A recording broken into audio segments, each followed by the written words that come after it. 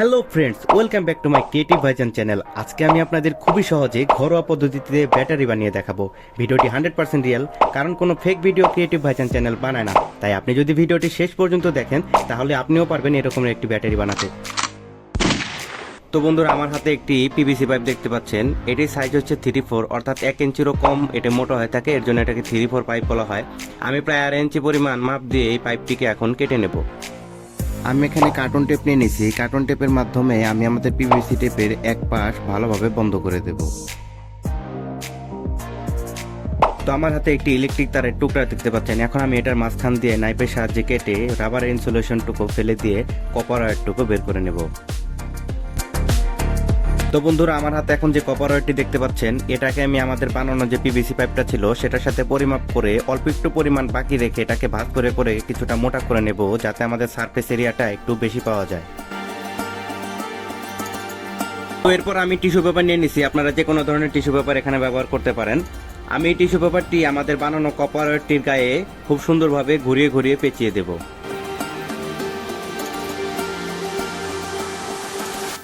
তো এই টিস্যু পেপারটিকে আমরা ঘুরিয়ে ঘুরিয়ে পেঁচিয়ে তারপর আমি কিছু সুতা দিয়ে এই টিস্যু পেপারটিকে বেঁধে দেব হালকা করে, যাতে এই টিস্যু পেপারটি এই তামার দণ্ড থেকে খুলে না যায়।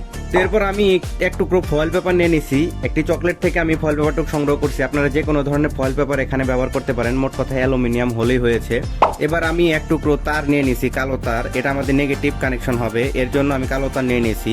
এই কালো তারটাকে আমি ফয়েল পেপারের সাথে খুব ভালোভাবে সংযোগ করে দেব, যাতে এটা খুলে না যায়।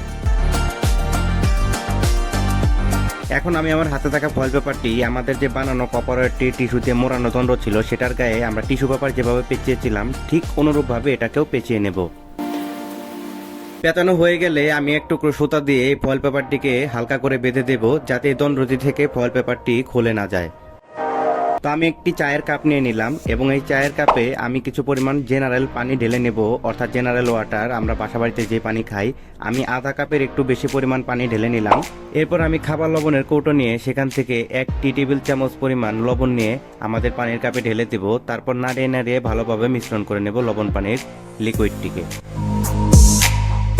এরপর আমি একটি ইনজেকশন সিরিজ নিয়ে আমাদের লবণ পানির মিশ্রণ থেকে কিছু পরিমাণ লিকুইড নিয়ে আমাদের ব্যাটারির অভ্যন্তরে যে টিস্যু পেপারটি রয়েছে সেটিকে খুব ভালোভাবে ভিজিয়ে দেব।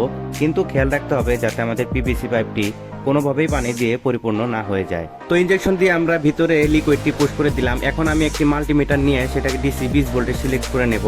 এরপর আমি আমাদের ব্যাটারিটি পরিমাপ করে দেখব ভেতরে কোনো ভোল্টেজের সৃষ্টি হয়েছে কিনা। তো আপনারা দেখতে পাচ্ছেন এখানে 0.54, 0.53, 55 এরকম বাফারিং করতেছে, অর্থাৎ আমাদের ব্যাটারিতে ন্যূনতম কিছু ভোল্টেজ তৈরি হয়েছে। এখন আমরা আমাদের ব্যাটারির সক্ষমতা যাচাই করব। তার জন্য আমরা মিটারের যে সিলেক্টেড নবটি সেটা আমরা অ্যাম্পিয়ারে সিলেক্ট করে নিয়ে ব্যাটারিতে ধরে দেখলাম আমাদের ব্যাটারিতে কারেন্টের পরিমাপ খুবই কম। তো আপনারা দেখতে পাচ্ছেন আমাদের ব্যাটারির সক্ষমতা খুবই কম। এর জন্য আমাদের ব্যাটারিটি আমি এবার একটু রিচার্জ করার চেষ্টা করব, যার জন্য আমি একটি পুরনো মোবাইলে ব্যাটারি চার্জার নিয়ে নিছি। এখন আমি আমার বানানো যে ব্যাটারির তামার দণ্ডটি ছিল সেখানে একটি লাল তার যুক্ত করে নিলাম, যাতে আমাদের চার্জিং তারটি সহজেই সংযুক্ত করা যায়।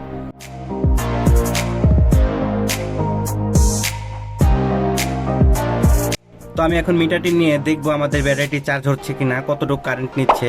এর জন্য আমি মিটারটি অ্যাম্পিয়ারে সিলেক্ট করে নিয়ে দেখতে পাচ্ছেন এখানে বাফারিং করতেছে 383736, অর্থাৎ আমাদের ব্যাটারিটি কন্টিনিউয়াসলি চার্জ গ্রহণ করতেছে একটু একটু করে। যেহেতু আমাদের ব্যাটারিটা একবারে খালি, কিছু চার্জ রয়েছে, এর জন্য আমাদের এখান থেকে কিছু চার্জ সংগ্রহ করতেছে, এর জন্য আমাদের মিটারে কারেন্ট রিডিং শো করতেছে। তো চার্জ দেওয়া শেষ। এখন আমি মিটারটিকে ডিসি 20 ভোল্টেজ সিলেক্ট করে নিয়ে দেখতে পাচ্ছেন এখানে 1.46 ভোল্টেজ চলে এসেছে। আমাদের আগে ছিল 0.54 ভোল্টেজ, এখানে 1.46 চলে এসেছে। এর জন্য আমি এখন একটি এলইডি নিয়ে নিলাম। একটি এলইডি নিয়ে আমি এটাকে টেস্ট করে দেখবো জ্বলে কিনা। দেখতে পাচ্ছেন এখানে আমাদের এলইডি কোনোভাবে জ্বলতেছে না। আমাদের ব্যাটারির কারেন্ট ক্যাপাসিটি খুবই কম, যার কারণে এই ছোট্ট একটি এলইডিও এটা জ্বালাতে পারতেছে না। আমি আরেকটি এলইডি নিলাম রেড কালারের, এটি খুব কম ভোল্টেজে জ্বলে থাকে। তো এটা নেওয়ার পর দেখতে পাচ্ছেন খুবই হালকা গ্লো করতেছে। আপনারা হয়তো দেখতে পাচ্ছেন না, এখানে কারেন্টের অবস্থা খুবই খারাপ ব্যাটারির, এর জন্য এই লাইটটিও গ্লো করতেছে না। অথচ আপনারা আমাদের মাল্টিমিটারে দেখতে পাচ্ছেন 1.36 ভোল্টেজ আমাদের ব্যাটারিতে ঠিকই বিদ্যমান রয়েছে। তবুও এত ছোট্ট একটি এলইডিও আমাদের ব্যাটারিটি কোনোভাবে জ্বালাতে পারতেছে না। আমাদের ব্যাটারির সক্ষমতা এখানে খুবই কম, আমরা যেটা দেখতে পাচ্ছি। আমরা কারেন্ট পরিমাপ করেও দেখলাম এখানে 24, 20, 18 এরকম বাফারিং করতেছে, অর্থাৎ আমাদের কারেন্ট খুবই কম ব্যাটারিতে। তো এবার আমরা চিন্তা ভাবনা করেছি এরকম ব্যাটারি আরো 3টা বানিয়ে দেখবো, 3টাকে একসঙ্গে সিরিজ কানেকশন করে আমাদের ভোল্টেজ এবং কারেন্টের সংখ্যা কিছুটা বৃদ্ধি করা যায় কিনা। এর জন্য আমি পিভিসি পাইপ আরো 3টি কেটে নিলাম এবং একটি পিভিসি টুকরার ভেতরে সেই পাইপগুলোকে বসিয়ে নিলাম।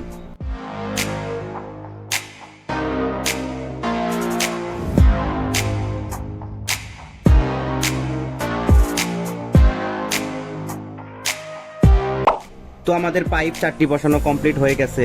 এখন আমি পূর্বের ন্যায় টিস্যু, ফয়েল পেপার এবং তামার দণ্ড দিয়ে এরকম লাল কালো তার সংযুক্ত করে 3টি এলিমেন্ট বানিয়ে নিয়েছি। এই 3টি এলিমেন্ট আমরা আগেরটি সহ মোট 4টি, এই 4টি পাইপের ভেতরে আমরা এই এলিমেন্টগুলোকে বসিয়ে দেব।